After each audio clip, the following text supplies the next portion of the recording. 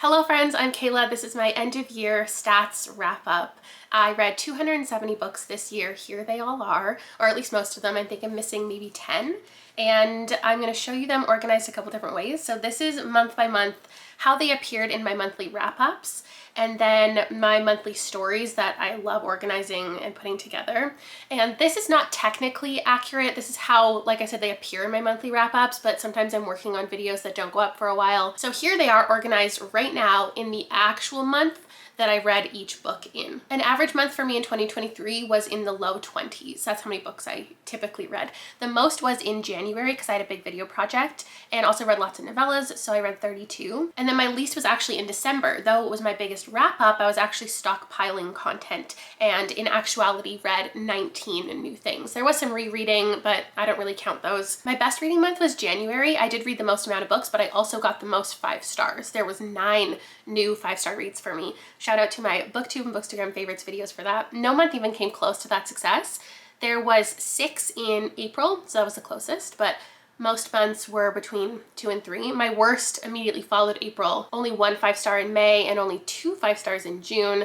Also, I only had 1 5-star in December. May was definitely my worst reading month outside of not finding new favorites. It was also where I peaked with 2-star reads. There was 5 of them in May. I ended the year with just under 40 5-star reads, so I'll put them all up now so you can see my favorites. And then I'll also include a photo of including all of my 4.5-star reads, because there were like 20 of those. And I'm only including new 5-star finds. Any rereads that I loved that got high ratings, I didn't include here. And these stacks behind me are organized by didn't like, and love. So the 4.5 and 5 stars are over here, plus a couple 4s.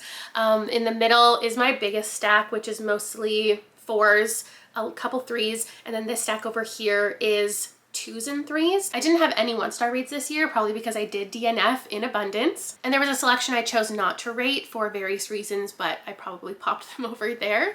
These are how the percentages work out. Of course, I would prefer my stack of books I love to be higher and not so equal with books that I didn't like, but with the amount of experimental videos I do, picking up things I've never heard of, it's just gonna land this way. And also, this year was not it for me being able to predict even books that I thought I would love, new releases. A lot of things I thought I would enjoy ended up over here. My average rating for the year was a 3.7. The last 2 years it's been a 3.6. So it was higher, but I do think that that also is because I didn't rate a good chunk of books. Most of the books I left unrated were part of this childhood reread series that I actually wrapped up this year.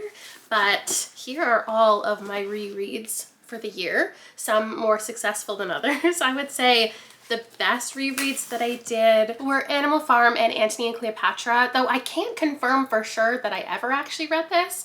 I feel like I did, and therefore I'm calling it a reread.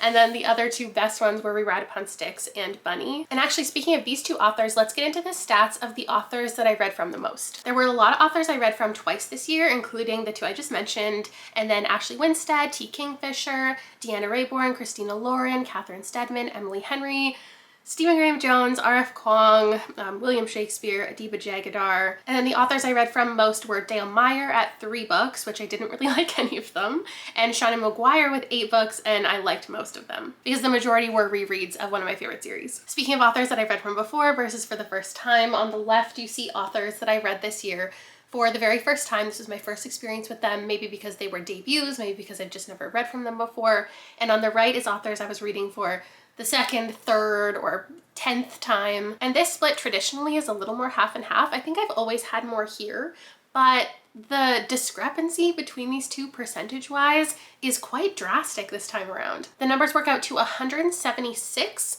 versus 94. I never go into the year with an intention of reading one more than the other, but I do feel like this one paid off because I got introduced to authors like Charmaine Wilkerson, Imbolo Mbui, Vaishnavi Patel, Julia Bartz, Olivia Atwater, Benjamin Stevenson, Alicia Elliott, Jade Song, Chloe Gong, Huron Ennis, Hanif Abdurraqib, Gerardo Samano Cordova, Ling Ling Huang, Heather Fawcett, among others. books that I know I will read more from now. But I also found new favorites in this 5-star, 4.5-star stack from authors who I've enjoyed before, and now I have a new favorite, Ocean Vuong, a new favorite from Frederick Bachman, Talia Hibbert, Lee Mandelot, Emily Henry, V. Castro, Tananarive Due, and Isabel Cañas. My most unexpected favorites definitely came from Talia Hibbert and Lee Mandelot, both of which flopped for me last year, but this year I was reading from them in a different age range, so maybe that has to do with it. So let's organize it by that. This will be a quick one because I only need to pull out a couple.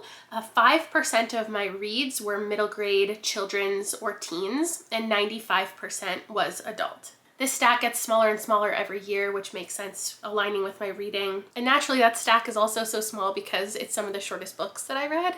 So one of my favorites is to organize by length of book and see how the page count shakes out. So we're gonna do a stack of books under 250 pages, what I would consider a short book. Books from 250 to 400 pages in the middle, an average length book to me, and anything over 400 in its own stack, which is my big book stack, I guess. And here's how the percentages work out as far as number of books, which I think is fun because the stacks are so similar, which means I've read the same amount of pages, but it's drastically different book counts in both of those two categories. The shortest book I read and the longest book I read were Vampires Don't Wear Polka Dots at 78 pages, and this edition of East of Eden at 601. The average size book I read in 2023 was 313 pages, and my total of the year was 81,780. That's going to be different than what Goodreads will tell me because I actually counted up all of the pages every single month so I could do these monthly stats in my wrap-ups. And I was literally flipping open the book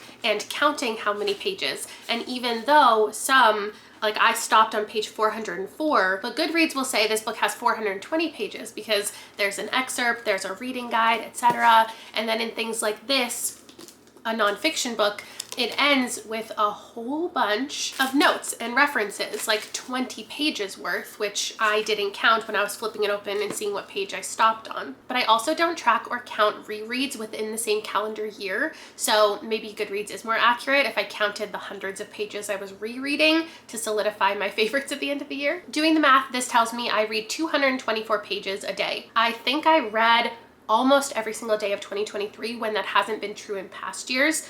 Some days I will read an entire book and then take a day off, but 224 pages I would say is accurate. I read for 2 hours physically in a day, 2 to 2.5, and then probably a little under 1 hour of audiobook listening a day. I consumed 26 books exclusively on audio, 158 exclusively physically reading, and 85 that were a mix of the two, and then 1 ebook. Some books I'm missing, like I said, or I don't have physically. They didn't even have physical copies, so I'm going to show you a digital version of everything that I read just because I think it's pretty. Color-wise, I noted a lot of red covers this year, a lot of oranges and browns, a little bit of yellows and greens, plenty of blue, a bit of purple, a bit of pink, too many colors to even count on these covers, and then a good amount of blacks and whites and devoid of other colors. Now we're gonna organize by genre. And the balance this year was pretty perfect for me. My top 4 genres were almost completely identical percentage-wise. I read 41 fantasy books, 41 horror books, 40 mysteries, and 39 general fiction, all which hover around 14 to 15% of my total reading. My next highest percentage is with romance at 12%, then nonfiction at 11%, 32 and 30 books respectively. I read about 21 science fiction books, 10 anthologies, a couple historical fiction, and a couple plays. Obviously, these genres can be broken down further into other things. Like I put my mystery and thriller together, I put all the nonfiction together, but some are memoirs, some are history books. I didn't touch any poetry or graphic novels. And my most successful genres overall ratings-wise is nonfiction and sci-fi, which is the same as last year. I read a little bit less of it than my top genres, and I have more success, so then I don't feel like I'm chasing a 5-star like I did a lot of the year with horror and mystery books especially. The majority of books I read this year were standalones, but 16% of my reading was series related, books that belong into series, so let's get into that. First, we've got continuations in series that I feel like I've completed the series up to the point that they've been published. So the Wayward Children series I'm up to date with, and then there are 7 other ones that I read the second book or third or fourth book in the series, which caught me up on the current publication schedule. And then I started 17 new series. So 5 of them them. I will read on in, and I'm up to date, as in the first book is the only one that's been published. There are 5 that I will read on in as well that I started, but I'm not caught up, so they have books already published that I haven't checked out yet. And then 7 that I started that some have books published, some of them don't, or maybe all of them do actually, and I probably won't read on in any of these series. And then series I continued on into, so I read sequels of a couple series that I'm not caught up in. I read the final book in one series, so completed that. And then I read a handful of companion books, so technically sequels, but didn't really feel like it because most of them they're all romance and they just follow different couples. And now I'm not gonna do my final organization with the physical books. I think I'm done moving them around. I'm not feeling very well, so we'll just do some pie charts to continue. As far as release date, 194 of the books that I read were older than 2023, and 76 of the reads were from 2023. So a good chunk of new releases. The majority of what I read was backlist. Interestingly, I think the backlist number gets bigger every year. I think this is the most I've ever had. And then we'll split those 2 slices apart and dive into them individually. So of the 2023 releases, here's how many came from the library versus ones that I purchased this year. The majority obviously is there. And then a couple books that I was sent. So that's how that all works out. I just like keeping track of which ones I'm reading off of my physical TBR, which ones I'm grabbing from the library. So of the backlist stuff, here are the ones that came from the library, a good amount. Of course, had a couple of rereads, so those are ones I already owned. And then these were ones that were already on my TBR, this slice, before 2023 began. So ones that I actually have owned for a while and finally got to and didn't purchase new. And then the biggest one is the ones that I purchased. Even though they weren't 2023 releases, I was planning a lot of videos and silly content, books that I was just interested in, so I purchased a lot of books. Most of them were on sale or they were secondhand or whatever, but I purchased a lot of books. I always purchase a lot of books. Speaking of video content, obviously the majority of books that I read, I am reading for videos. Obviously I'm reading them for me, but everyone always asks, like, would you still read this amount of books, 270 books in a year, if you weren't making videos? And the answer is absolutely no. But I can tell you how many books I probably would be reading, because in total, 170 of the books were already on my TBR or on my radar at the beginning of the year. They were ones that I was actively interested in and I made content around. 100 of the books I never would have read if not for a video project, a secret TBR, something silly that I was doing on the side of reading things that I actually wanted to read. Now, a lot of those went well, and I'm always down to read books that aren't on my TBR because I love my job. I love everything that I do here, so I would definitely read at least 100 books less every year if I wasn't making videos, but 100 of the books were chosen for me. 12 of them came from my channel members, TBR draw every month. There's a lot of videos like the 1985 that I never pick up books that old. I know it's not that old, but like classics especially, I'm always down to pick up for a video. The 1985 video, picking up publications from that year. I never would have read those books if not chosen in fun, silly ways, because I just tend to like newer releases, or I tend to be more interested in newer releases, even though backlist stuff often goes very well. There were times when booktubers chose what I read, authors chose what I read, random internet things chose what I read. I even did a whole book that decided the books that I read. And I think in total there was only 37 of the 270 that I didn't vlog.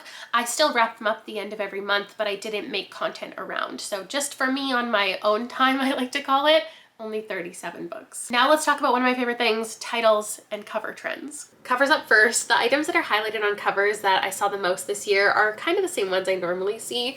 14% of the books that I read featured faces, which I think is down from most years. A lot of covers this year had more inanimate objects on them or just like random graphics. 8% of the books that I read had an animal on the cover. There was rabbits and sharks and cats and jellyfish, sheep, birds and pigs and bears, oh my. 7% of the books I read had food on the cover. We had a lot of wedding cakes, bananas, peaches, mushrooms. Well, I also put things here like spoons and forks and rolling pins that are related to food. And then the whole bottom row is various coffee, drinks, and wine. As always, plenty of nature, plenty of suns and moons, which is my personal favorite. I had a good amount of water-centric covers. I read a lot more books than normal with weapons on the cover. There was also a handful of books with books on the cover, which I always love to see. Of course, we always have disembodied hands, which is another one of my favorite things, and locks and keys. That was more prevalent than normal. Also, plenty of skulls and skeletons, which is abnormal for me. And lastly, a little bit of grave tombstone action, blood, and a couple scissors. I love looking at cover trends because I'm a graphic designer, but I love looking at title trends because I do run an entire reading challenge every year all about buzzwords in titles. So the most common wording I saw in the books that I read was house and home, which always makes a strong showing. Love showed up a lot, so it was my soft girl era, perhaps. You and your showed up a lot for me, and last. Thematically, there was a good amount of books that had something related to books, libraries, and stories, and then a pretty big chunk of books with colors in the title. I also saw vampires and the word immortal more times than normal. And then universe, space kind of words like universe, planet, sky, galaxy, stars. And lastly, I don't track this in any significant way, but I do like to make note of the countries that I've visited via books or authors who hail from various countries.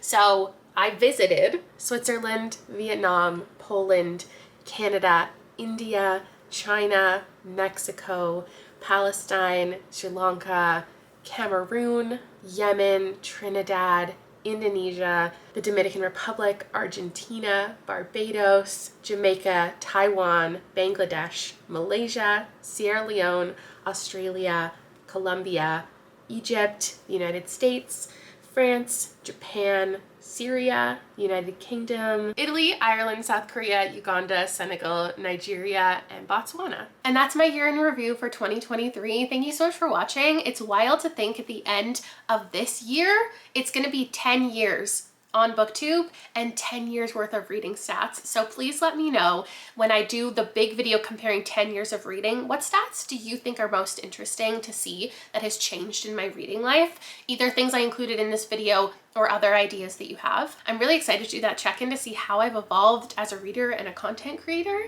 So that's it for this year, and I will see you soon with something else. Bye.